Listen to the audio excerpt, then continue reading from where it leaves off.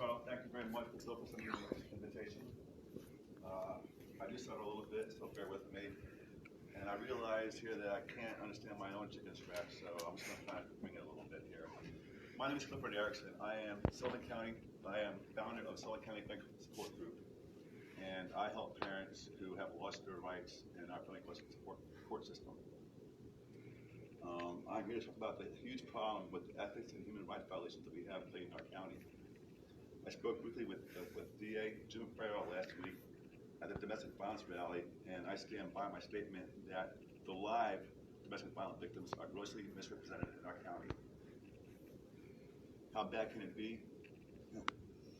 No, I have official court transcript to show a Sullivan County mother who was a rape survivor, domestic violence victim, who lost custody of the child whose life she saved when she went into the river to save her son while he was in your flood stage, as she was being drowned by the father. She came to this county here for help and support, for refuge for this crime committed against her child, and she was told in writing by a Sullivan County CPS investigator to document her child for her own protection while she awaited trial. Sadly, the child abuse that she documented was used against her, and this parent lost custody for doing what a county CPS told her to do for the sole purpose for protecting her child. This cannot happen. Furthermore, the same person who is a rape survivor, when her child was molested in the father's care by two older children, she was appointed an attorney that made the New York Times for sex crimes against women. This was a violation to her human rights, and it was a violation to her due process rights, because when this man called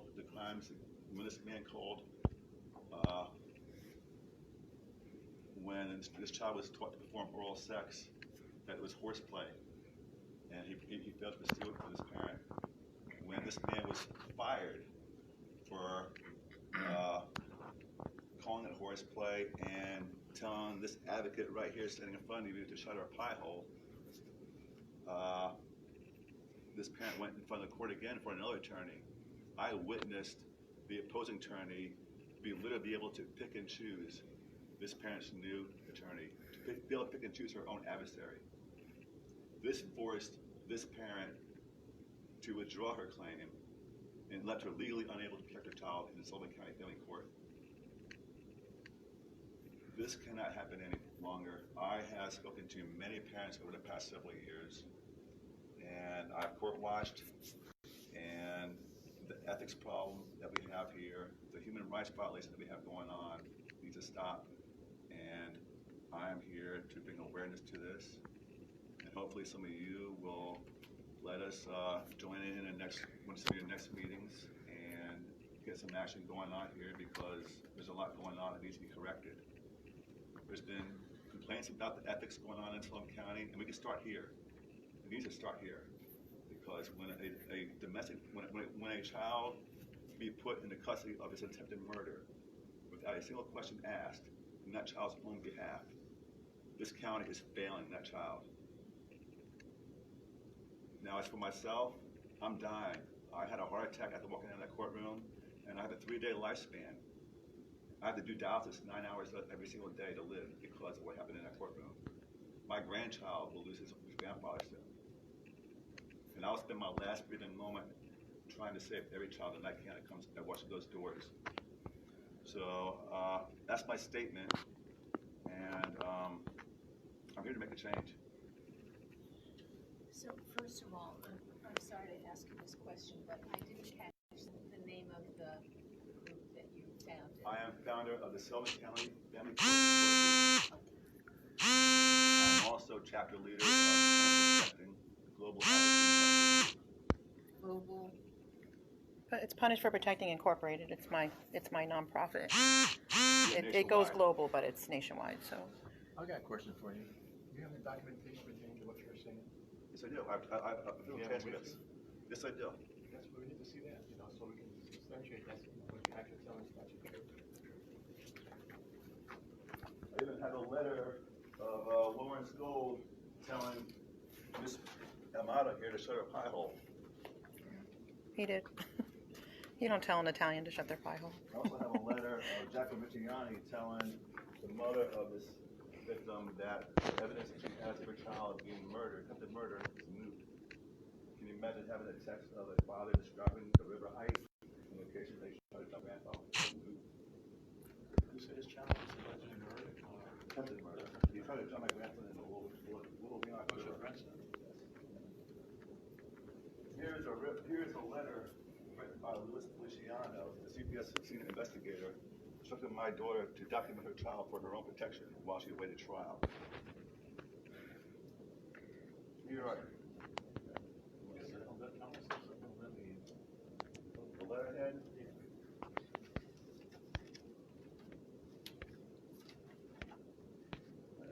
That to be Possible to,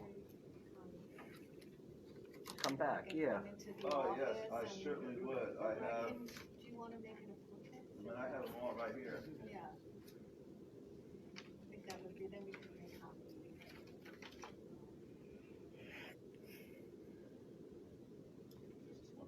You said you're on dialysis? Yes, I'm every actually, day? yes, I do dialysis 9 to 11 hours every single day.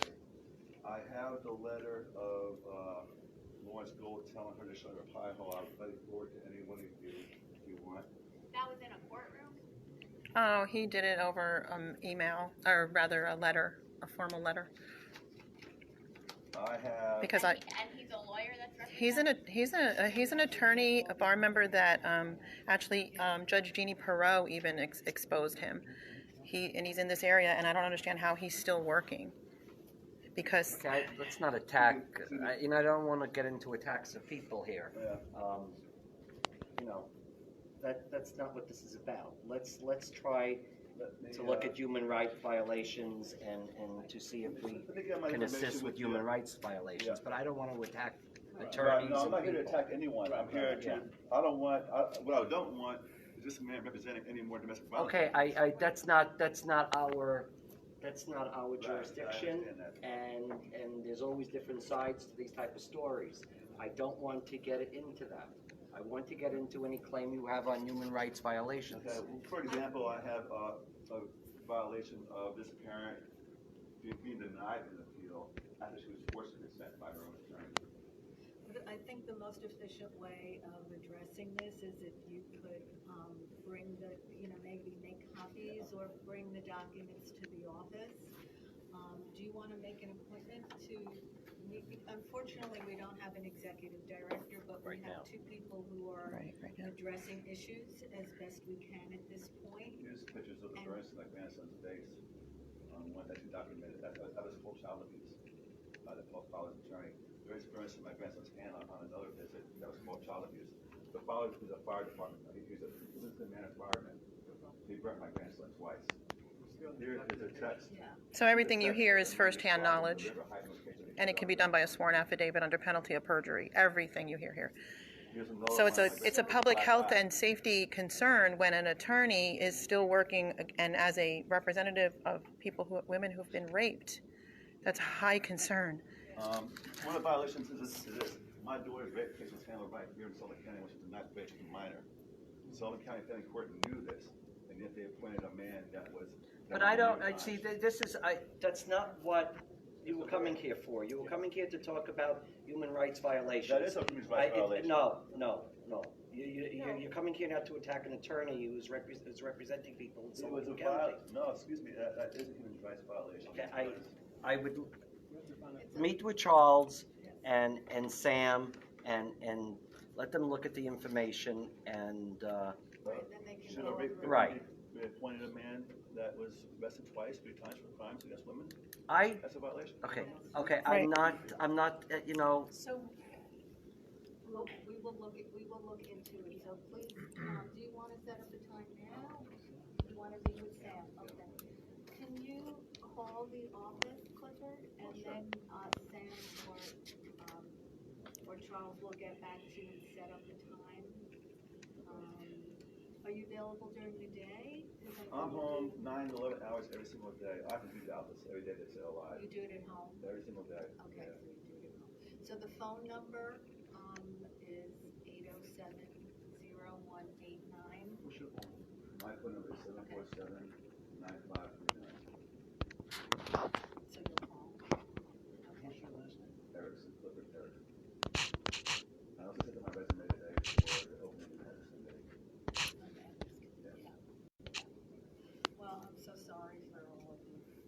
thank you for taking the time to come to speak to us. Well, domestic violence victims are being misrepresented, the live ones are, but the live ones are being told it's kind of court system.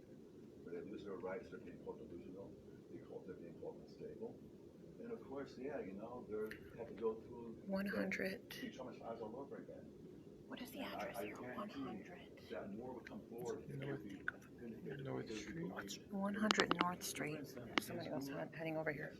Thank you.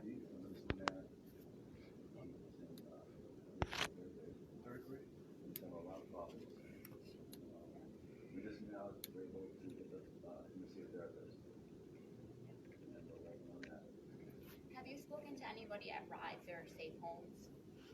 I was at the Safe Homes meeting last week.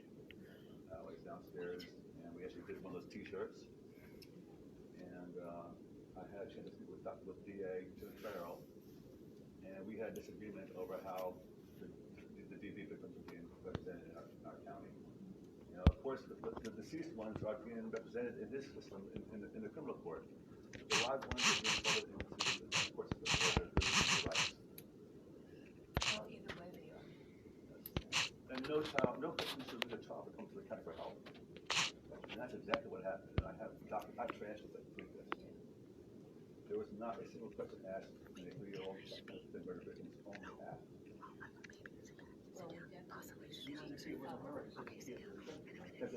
The father took the child in the middle of the Willamette River, Mr. Manor, held him out in front of him, and told my daughter on the side of the river, "Do you want to send your victim out there to get him?" The river was here for legislative with ice and debris. She went out there to save her child. She came here to the county, to the courthouse, and Judge McGuire denied her all protection.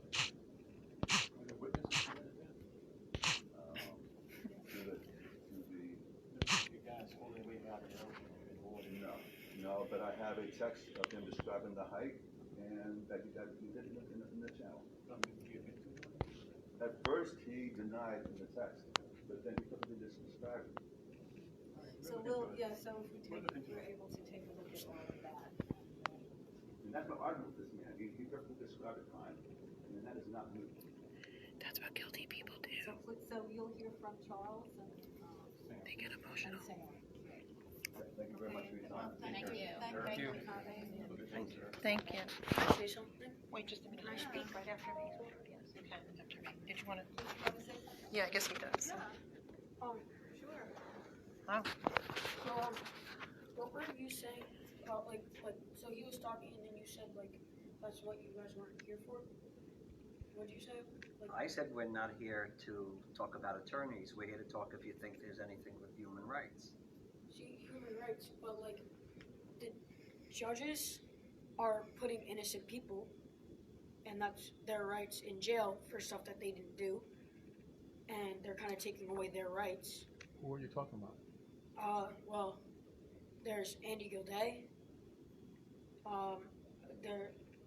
There's worldwide a bunch of judges Michael McGuire. putting innocent people in jail and taking their children, Judges and attorneys. and that's Who's their attorney? human Judges rights. and attorneys, like in general. So Yeah, I know we have McGuire, to yeah. go after them so that humans can get their rights back. I don't quite understand what you're saying, though. There's judges and attorneys putting innocent people in jail and taking their children and giving it to the parent who probably just does drugs, the bad parent. Parents who are So abusing there's no, them. so Yes. the justice, And there's it's no justice taking in the some rights courts. away Okay. from And, the other That's the parent. question, okay. right. And, in So it terms is of- so I think what he's saying, you're 12. He's 12. That's my son. He's Okay. saying that it's important that we know that these bar members are causing this injustice to our families inside our borders. This is very dangerous, and we can't keep letting it happen. Our And if we borders? don't expose it County borders. within our borders, because I do this nationwide, so not just like in the counties, but like all the counties and all the states. This is happening. This is not Cliff's case. Is not just one isolated case. Right. I'm a national advocate. He's a victim too. He was a victim, not anymore. No, he's speaking up, he's taking his pen. I'm very proud of him. So thank you so much for standing and talking to us, and Yeah. and I do understand We'll that look into it. that is a human rights violation, I understand that, but the New York State human rights laws has very specific, like, protected classes of people that we're legally allowed to deal with. So we have to investigate that and What's your see. Christian. Christian? Okay. Nice meeting you. Thank you so much. Thank you. Thank you. Thank you. Thank you very much. Would you hold that? So may I? Yes. Well, first, I just want to thank all of you for your passion, because that's the most important And thing. your name is? Passion. I'm Francesca Amato, and I'm the founder and owner of Punished for Protecting Incorporated.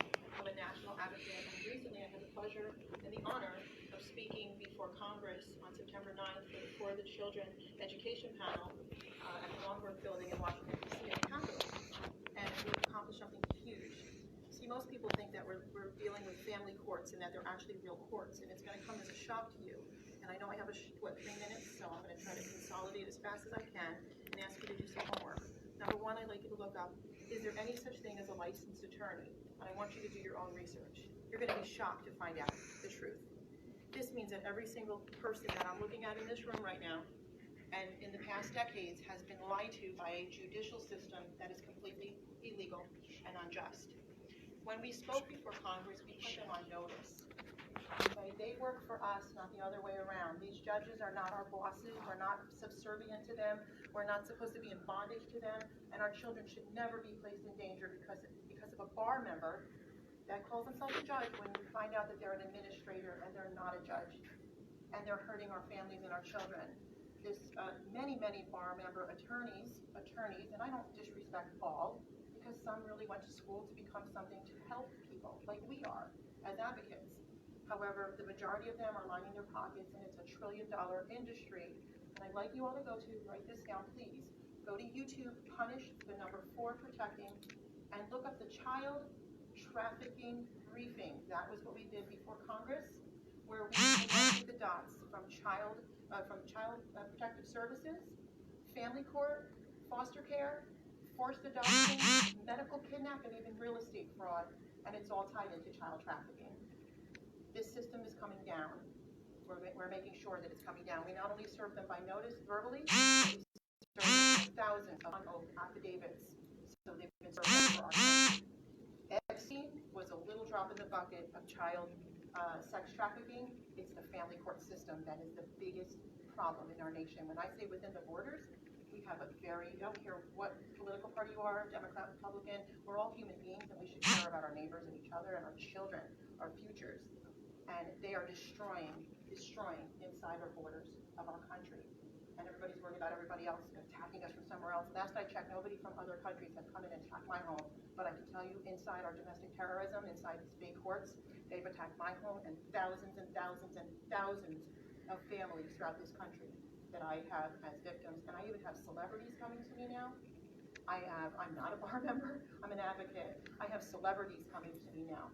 I have mothers being ripped out of domestic violence shelters and arrested for protecting their children when they have a protective order for them and their children. Where's the logic in that?